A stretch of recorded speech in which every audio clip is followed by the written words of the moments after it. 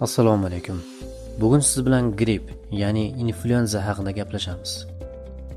Bu mavsumiy kasallik qanday paydo bo'ladi, qanday belgilar bilan namoyon bo'ladi va undan qanday himoyalanish mumkin?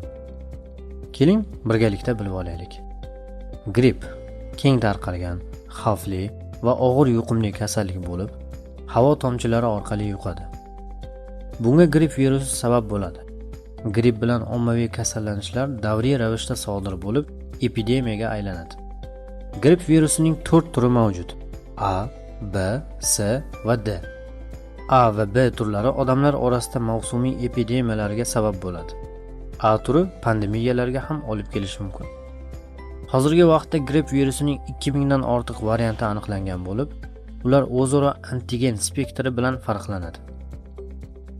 Gripp quyidagi belgilar bilan namoyon bo'ladi: yuqori harorat 40 darajagacha, bosh og'rig'i, bo'g'imlardagi og'riqlar, kuchli terlash, tomoq og'rig'i, ko'krak qismida og'riq, burun bitishi, burun shilliq qavatida quruqlik, yo'tal.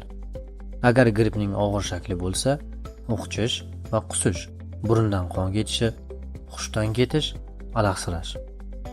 Gripp viruslari asosan havo tomchi yo'li bilan, ya'ni yo'talish yoki aksirish orqali tarqaladi. Shuningdek, virus bilan ifloslangan yuzalarga tegib, so'ngra og'iz, burun yoki ko'zga tegish orqali ham yuqishi mumkin.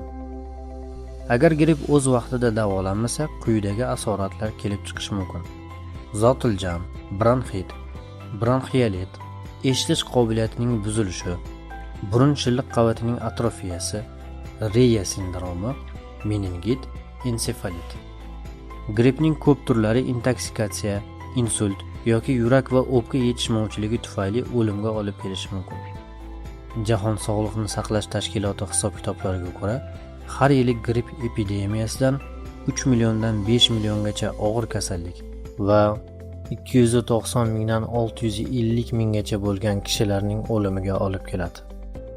Gripp jiddiy kasallik bo'lib, undan himoyalanish uchun profilaktika choralari muhim.